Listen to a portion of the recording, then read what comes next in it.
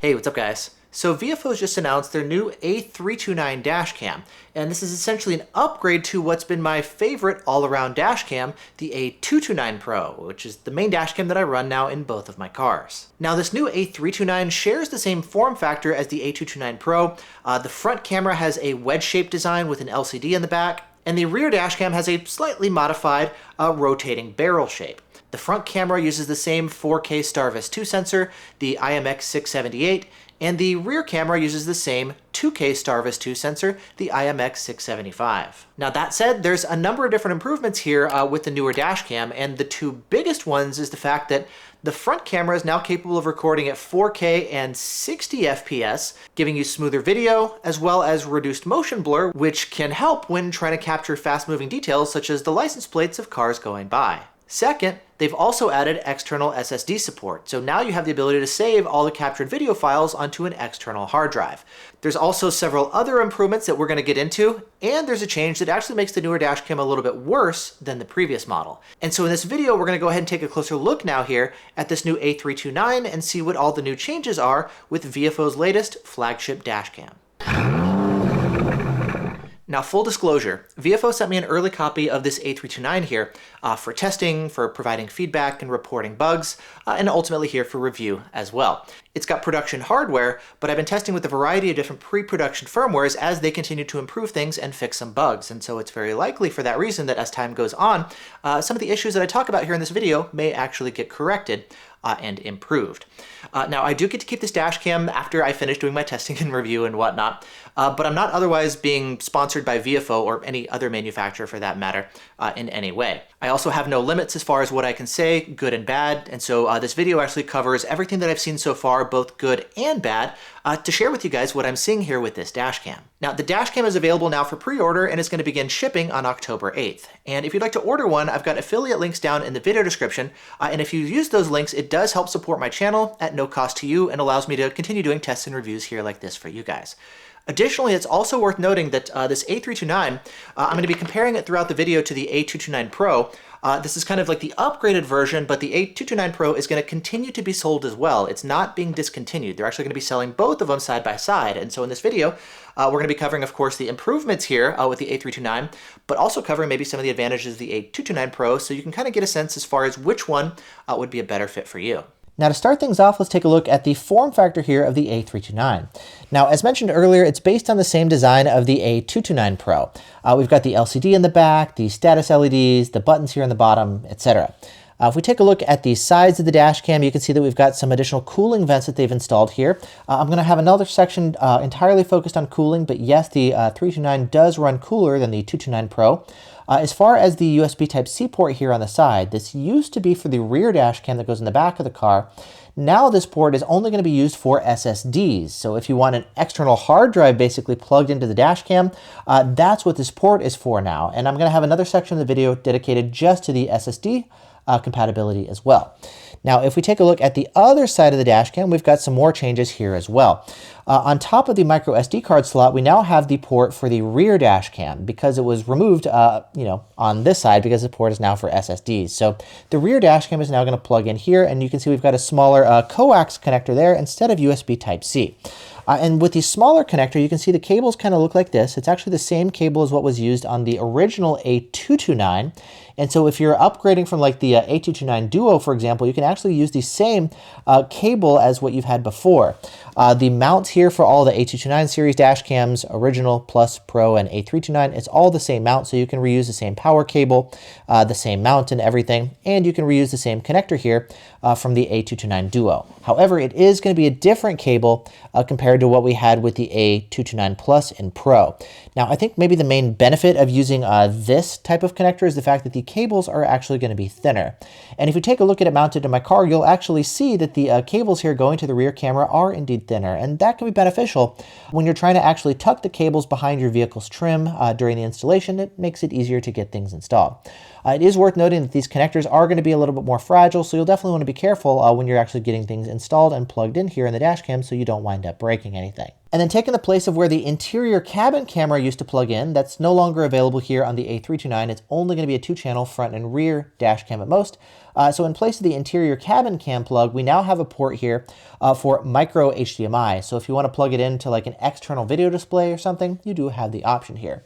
Now, as far as the lens, if you take a look, there was actually a marker here for the circular polarizer. So when you're taking the polarizer and installing it here on the dash cam like that, you would want to actually align the 2 white lines. However, this is going to be facing the windshield, and it's actually tough to see when you're taking a look at the back of the dash cam from inside the car. And so for that reason, they've actually moved that little alignment line here on the 329. So now it's actually going to be here visible when you're actually looking inside the car. So now you can align it here like this and plug it in. By the way, pro tip, you can actually kind of maybe rotate it a little bit clockwise to maximize the polarization effect, and you'll just take a look at it here on the back of the display. But it's going to make it effectively now much easier to get these two aligned when you're looking at it from inside the car, because they moved that alignment line here on that side of the lens. Then taking a look at the rear dash cam, they have physically changed the design here of the rear dash cam. You'll notice that it does look different than the previous design used in the A229 Plus and the A229 Pro. And the main benefit of this updated design means that now you can clip on the optional rear circular polarizer on the rear camera to help cut out reflections back behind you as well, just like you could do with the front camera. Next, let's take a look at the video quality here from the Viofo A329. Now, I've long been a fan of the video quality from the previous A229 Pro, and in fact, I've considered it to be the benchmark that I've been comparing other dash cams to. And this updated A329 is going to be building upon the previous A229 Pro. It shares the same image sensors front and rear. However, it now offers the option to record at 60 FPS, up from just 30 FPS on the front camera. The rear cam is still going to be recording at 30 FPS, but you now have the option to record at twice the frame rate up front. Now, the first benefit of recording at a higher frame rate means that the video is going to look much smoother when you're recording at 60 FPS. Now, realistically though, this may not necessarily be a big deal in practice, but it can be helpful if something really quick happens in front of you and you'd like to slow down the video footage to get a better look at it. For example, here's a cool 911 GT3 RS that I passed on the highway. And if you slow down the video footage from both of the dash cams, the A329 still looks smooth now playing back at 30 FPS, while the A229 Pro, which is going to drop from 30 FPS to just 15 FPS, is definitely going to start to look chunky. Now that said, my larger question is what the real-world benefits are to recording at 60 FPS when it comes to freezing motion and capturing important details like moving license plates.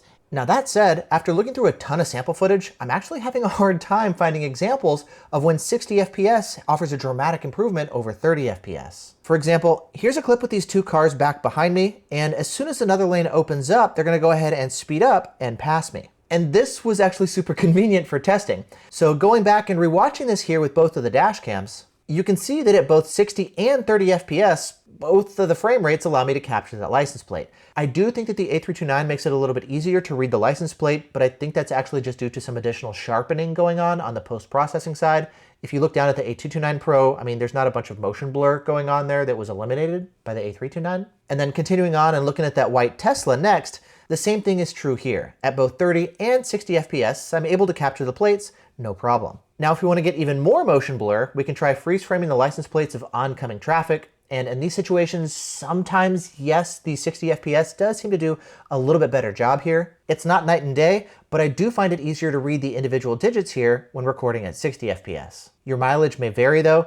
In other instances, neither of the frame rates are going to allow you to capture the license plates. Then continuing on, there's this parked car over on the side of the road, and in this situation, again, I do think there is a bit of an improvement here with the 60 FPS. It's not enough to where you can easily read each digit, but it does look better than what I'm seeing at 30 FPS. And continuing on to look at more oncoming traffic, we've got the white car on the left. Neither one of them are able to read the license plates. Then with the gray car behind that, I think the 30 FPS actually does a little bit better. Not enough to make every digit easily legible, but I do think it's a slight edge over 60. And then with the SUV behind that, again, maybe a slight edge to 30 FPS, but I wouldn't necessarily call that a win. The plate digits aren't legible on either of the dash cams. Then slowing things back down a little bit to get a little less motion blur. If we take a look at the plates here on the parked cars, the legibility is very similar here and both of the dash cams can make out the digits. Then looking at the next car, we've got some motion blur on both of the dash cams and neither one of them can capture the plates. And then with the white Subaru behind that, again, same story here. I'm not seeing any improvements with these 60 FPS when it comes to freeze framing motion. Now, the times when I could see 60 FPS potentially being the most useful is during the day when the light levels start to get a little bit lower. The reason is when this is happening, the camera's gonna have to go for longer exposures per frame, which is gonna introduce some additional motion blur. But when you're recording at 60 FPS and you've got twice as many frames to capture, well, you have half the amount of time per frame to capture each image, and thus with the faster exposures, you should have less motion blur. And taking a look at some of the plates here of these cars that I'm passing, I do see a bit of an edge here at 60 FPS, not night and day, but I do see an improvement. And to save us some time, I'm just gonna start to jump ahead to the next cars in line here. With this black Subaru, in this example, things are pretty similar, and so there's not much of an advantage at 60 FPS. With this white car, same thing. It's basically a tie where neither one of them can make out the plate. With this black car, it's a tie. Neither of them can do it. With this blue truck, it's a tie. Neither of them can do it. With this brown truck, it's a tie. Neither of them can do it. And so basically the moral of the story is that in most situations, there's not actually really that much of a benefit. Sometimes, yes, there can be a slight edge to 60 FPS, but it's not going to be a big, huge, dramatic improvement. Now, something that does make a big difference is introducing HDR. There's times when it helps, and there's times when it hurts. For example, here's a clip a few minutes later where auto HDR kicked on the A229 Pro. And as you can see, in this example, there is a noticeable amount of motion blur here at 30 FPS with HDR, while with HDR off on the A329, it's really easy to make out each of the individual plate digits. And it's for this exact reason that the Viofo dashcams have an auto HDR feature. Because you typically want HDR off in the daytime and on at night, the dashcam offers the ability to let you choose when HDR should be turned on and turned off. And to give you a good example of the benefits of HDR at night, take a look at this comparison clip where we've got 60 FPS up at the top with no HDR and 30 FPS at the bottom with HDR. And you'll notice that with my headlights shining on that reflective license plate, without HDR, I can't make out the license plate at all. With HDR, it's easy to see. And if we stop and take a closer look at a time where my car kind of dips down a little bit so the headlights are not shining directly onto the plate anymore, you can see that even when I'm trying to optimize things here for the 60 FPS with no HDR, it's still a dramatic difference compared to running the dashcam with HDR. And taking a look at another example of this, check out that white Volkswagen Golf there right behind me. Now, as we're driving up the road here in two different lanes, our lanes are gonna start to merge and that Golf is gonna dive bomb in front of me right as there's a cop sitting on the side of the road there. And I was really curious to see what the cop was gonna do, if anything, but he actually just kind of stayed on the side of the road there and did nothing.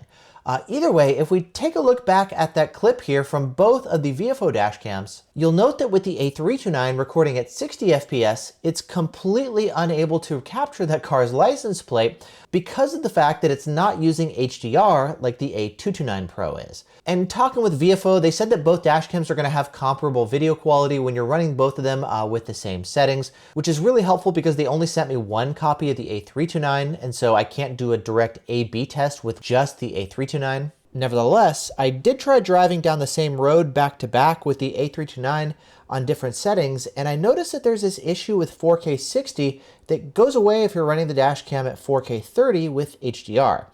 For example, here, have you noticed how the sky has these weird changes in brightness and it keeps changing colors between blue and orange? Well, when I drove down the same road running 4K 30 with HDR, those issues went away and the video looked much more normal again. But either way, when it comes to nighttime recording, I think that the 30 FPS with HDR is going to be much more useful than trying to capture at 60 FPS without HDR. And so personally, I think that auto HDR is going to be the way to go here. You can run it at 60 FPS in the daytime because occasionally there are some instances where it can offer a slight edge over 30 FPS. Most of the time, it's not going to make a big difference, but you might as well.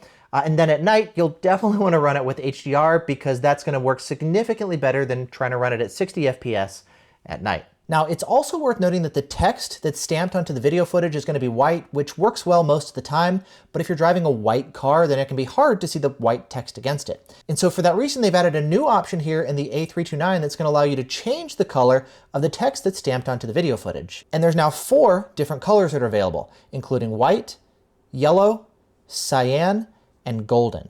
Next, let's take a look at the Dashcam's SSD support, which is one of the big new features here of the A329. Now, SSDs, or solid-state drives, they're basically external hard drives that you can plug in to the side of the Dashcam and store all the video footage on these instead of the micro SD card in the Dashcam itself. You've got the option to actually record the files in the micro SD card in the Dashcam or onto one of these solid-state drives. Now, there's a couple reasons why you might want to use one of these instead. I found maybe 4 benefits to doing so. Number one, you're going to be getting much larger capacities here with a solid-state drive. The Dashcam actually supports drives as large as 4 terabytes, which is going to give you a ton of record time. So much larger than 256 gigs or 512 or something. Additionally, when you take this out of the car and plug it into the computer, these have much faster file transfer speeds, which is really nice when you're working with a lot of really big sized video files. Number 3, maybe the biggest benefit is the fact that, well, you can take one of these drives and store it somewhere maybe out of sight. So let's say if somebody breaks into your car and steals the Dashcam, that does have the micro SD card in there. However, they're not going to be getting all the video files that are stored on the SSD. And that can be helpful, so they can't see where you've been driving. They can't hear like the audio conversations in the car recorded by the mic, that kind of stuff. So for security and privacy reasons, it can be nice to have everything actually recorded onto an external device like this that's not in the Dashcam itself. And then 4th, I've actually noticed it's a little bit tougher to remove the micro SD card here from the A329 compared to like the A229 series, especially if you've got like shorter fingernails like I do. And so maybe having everything recorded to an external drive like this, it's a lot easier to maybe like pull out of the glove box or something and then just pop back in, does make that process easier. Now that said, there's also a couple downsides as well. For example, this USB port on the side where you plug in the SSD that used to be for the rear Dashcam, this no longer functions as a Dashcam port, it's only for SSDs. And so for that reason, it only supports now a max of 2 cameras, so front and then the rear camera right there. So you're limited to 2 channels. You can buy it as a 1-channel or a 2-channel option, but there's no option available now for a 3-channel option. Which makes it maybe less versatile than something like the A229 Pros, which can support 3 channels. Plus you've got options for interior cabin cameras and the telephoto cameras up at the front to zoom in and capture license plates, or exterior rear waterproof cameras, etc. And then having the SSD plugged into the side of the Dashcam like this means that there's one extra cable coming out of the Dashcam that you're going to have to like tuck out of the way and run throughout your car. Now, Retro Car Guy 530 has also been sharing some of his testing, and he found something really interesting if you're using the SSD for parking recording. Now, it is going to draw some additional power, and if you take a look at his numbers, you can actually see a pretty sizable increase in power draw, which is also then going to ultimately reduce how long the Dashcam can record for in parking mode. And so you'll actually get significantly longer parking record times if you have the Dashcam set to record to the internal micro SD card. Next, let's take a look at the SSD functionality in action. So in order for this to work, you're going to need an SSD drive, of course. There's many different types. And the idea is you're basically just going to plug it into the USB port here on the side of the Dashcam, into what used to be the rear Dashcam port. And so we're going to go ahead and plug in a drive here like this. And then you'll notice on screen, it should recognize the drive. This is a little bit difficult to actually get it to recognize the drive. I'll talk about some of the complications here in a bit. But assuming it does recognize it, it says the SSD needs to be formatted. Do you want to format it? We'll hit OK, hit it a second time, and it's going to go ahead and format the drive for us. Now that that's done, we've got everything connected here. And you'll notice here in the bottom right-hand corner, there's 2 icons. It says, do you want to save the videos to this drive? So we can hit yes. And if you take a look right there, the one in green on the left is the SSD drive. The one on the right is the micro SD card slot. And you do actually have the option of where you want the Dashcam to write to. It's not going to be able to write to both at the same time. It's just either or. And so taking a look now at the menu options, we're going to go into System Settings. And you can see we've got the option in here for video storage. We can choose if we want to write to the micro SD card or to the external SSD drive. We'll do this for now. And there's also an option here for Manage SSD Storage. If we go into there's 2 options. One is you can back up the files on the micro SD card over to the SSD drive. Additionally, you also have the option of maybe deleting all the files that are stored there. Now, if you want to play back any of the video files that are on the drive, we've got the option here of where you want to play back stuff from. So we'll say external SSD. We just formatted it, so there's not going to be a lot of video files, but there we go. There's one. You can see we've got the file right there, and it'll play back and stuff as we're going. Or at least in theory, it should play back. I'm not actually seeing the counter go. But we do have the option here of playing back the video files either way. Actually, it looks like the dash cam is locked up. I can't do anything else anymore. Let's try unplugging the drive real quick.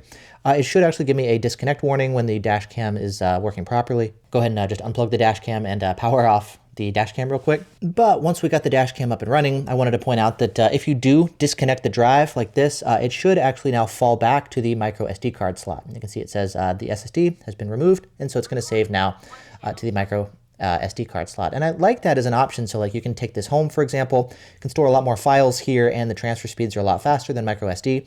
So you can take the videos here and then it falls back there. Probably a good idea to go ahead and switch it in the dash cam first before unplugging, just to avoid any sort of corruption issues. But you do have the option to record either here or at the micro SD card slot. Now, I've had a number of different issues getting it to work properly with these different SSD drives. Starting off first with even getting it to recognize the drive, I found that it's not going to be compatible with all USB Type-C cables. With several of the cables that I've tested, it doesn't even recognize the drive in the first place. And so you might have to do a little bit of trial and error to find a cable that is going to work properly between your drive and dash cam. I've got several different cables that I've tried where the dash cam can't even see the drive at all. And so it might take a little bit of trial and error to find a cable that is going to work properly. Now, the dash cam does come with a USB cable in the box that does work with these SSDs. However, it's only about 18 inches long, and so if you need it to stretch all the way to, say, your glove box, for example, you are going to need to use a different cable that you provide. Now, Viofo does actually include a really long cable that could actually be perfect. This is the power cable that's designed to be used with their included cigarette lighter like this. So you've got the USB port here that plugs in right there, and then this is actually supposed to run to the mount right there to provide power for the dash cam. But it's actually shaped perfectly to go into the side here. You've got the 90-degree bend to go up to the headliner, and then it can go here to the SSD drive. Unfortunately, though, it doesn't actually work. Like you can see if I try to connect to it, it says, please add an external SSD. So the shape and design and length and everything would be perfect, but unfortunately you are gonna have to get a different cable that does allow the proper data communication. Additionally, formatting these drives to be compatible with the dash cam can actually be a bit of an issue as well. It's not exactly plug and play. I've got a number of these plugged into my Mac, formatted as APFS, but I had to actually change that in order for the dash cam to even be able to see these, even with the proper cabling. Now, there's a couple different partition table formats. It looks like the dash cam is not compatible with GPT, and so you have to actually format it to MBR. Now, unfortunately on my Mac, I couldn't do that with Disk Utility, kind of Apple's GUI to do this, and so I actually had to do it from the terminal, getting some help from ChatGPT to help me walk through the process. But once I was able to format it with the MBR partition table, the dash cam was then able to recognize these memory cards and then format it directly. Now that said, after the dash cam then formats the drive, then I run into other issues as well. For example, I can plug this back into my Mac afterwards to view the files on the drive, but unfortunately the Mac then can't read the files that are stored there. It just gives me an error and then wants me to format the drive again. Now, if I plug it into my Windows computer, this does actually work a little bit better. In this case, it'll actually throw an error, which I think is due to me unplugging the SSD while the dash cam is still running and not actually unmounting the drive properly. But Windows will give me the option to repair the drive, and after I do that, then I am able to view and play back the files on the drive and transfer them to my computer. Additionally, when I then plug the drive back into the dash cam, it does work properly. So it's not exactly a plug and play process here, but it seems like it works better on Windows than on Mac. I'm sure this kind of stuff could be improved over time. I'm testing kind of some of the earlier firmware here as we get into the launch. So this is kind of some information that I'm providing back to Viofo, and then I'm hopeful that in future firmware updates, they kind of smooth out some of the stuff because the SSD functionality is actually pretty cool. Next, let's take a look at some of the cooling improvements here on the A329. Now, internally, they've made some changes here to the heat sinks to help with thermal dissipation inside the camera. And then to help with airflow and getting all that hot air out of the dash cam, they've added some additional cooling vents on the side of the dash cam too. Now, to see what kind of real-world improvements that we have, let's take a look at how the dash cam fares under a thermal camera. And taking a look at the two dash cams here under the thermal camera, I've got the A229 Pro here on the left and then the A329 on the right. And the main thing to note is just the fact that the 229 does indeed run hotter. You can see kind of like more white here under the thermal camera. And this red crosshair is actually going to be pointing to whatever is the hottest thing in the entire frame. So this spot right there, the maximum temperature in the frame right now is 48 degrees. If we wanted to maybe look at the equivalent spot, actually I might have to move this out of the way. And that's kind of cool. You can see where the dash cam used to be sitting. But over here on the 329, the hot spot is going to be 42 degrees. If we come back over here, we're at 48 degrees. So 48 versus 42. If we were to maybe like take a look at this side of the dash cam, for example, The hotspot is going to be over by the micro SD card. We're at 61 degrees. And then on this dash cam, we're at 52 degrees. So 10 degrees Celsius difference. And then finally, if we take a look at maybe like this side of the dash cam, over here on this spot, which is what would be facing like the sun, for example. If your car is parked in the windshield, or dash cam's parked in the windshield, we're at 50 degrees here. Versus on this dash cam, gotta move this out of the way again. Instead of 50, we are at 45 degrees. So 5 degrees cooler on this side. And so the main takeaway here is the fact that the 329 does run cooler natively than the 229 Pro. And so if you're parked in an area where it's already hot enough by default, I mean, I've been running here for a while, but it's here in my cool office.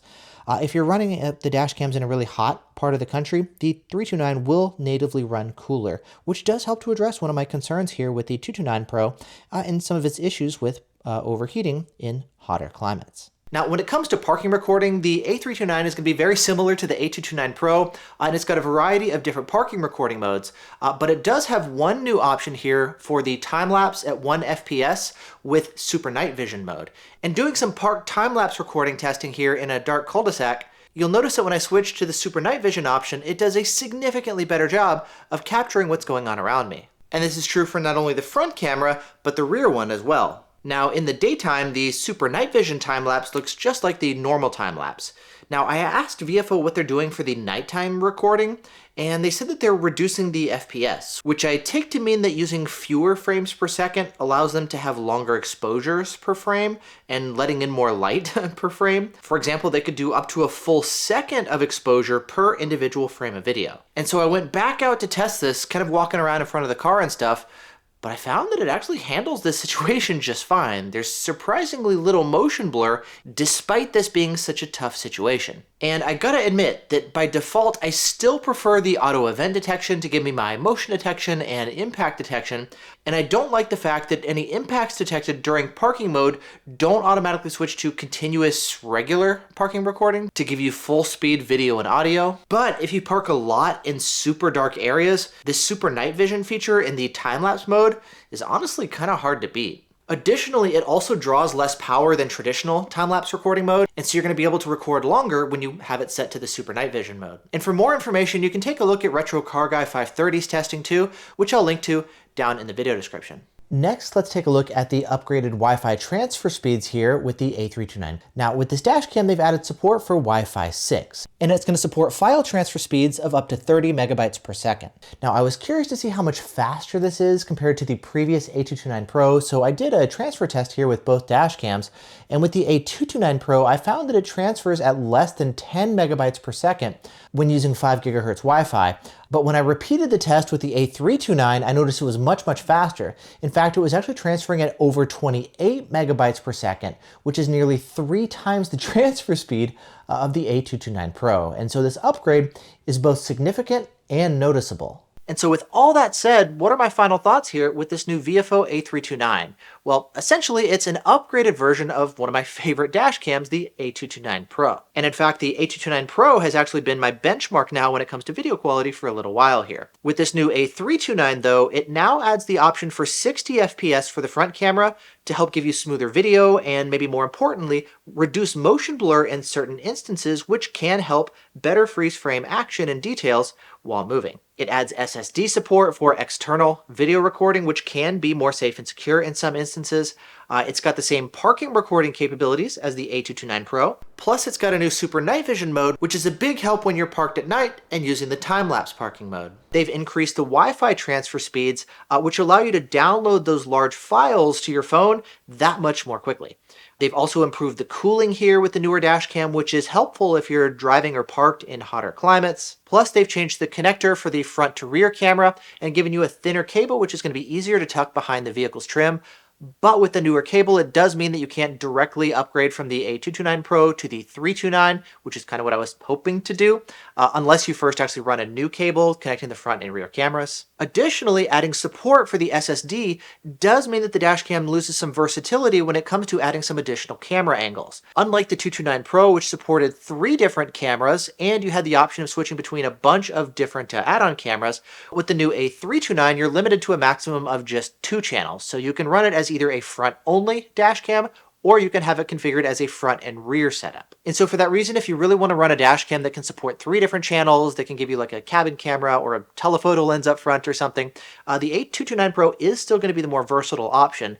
But when it comes to maybe just like the default recommendation for the best dash cam, I do think that this new 329 is going to now become that standard recommendation, so long, of course, as you're okay with running it strictly as a front-only dash cam or as a dual-channel front and rear dash cam. There are some issues that I've been discovering here in my early testing that I'm hopeful that Viofo continues to improve upon.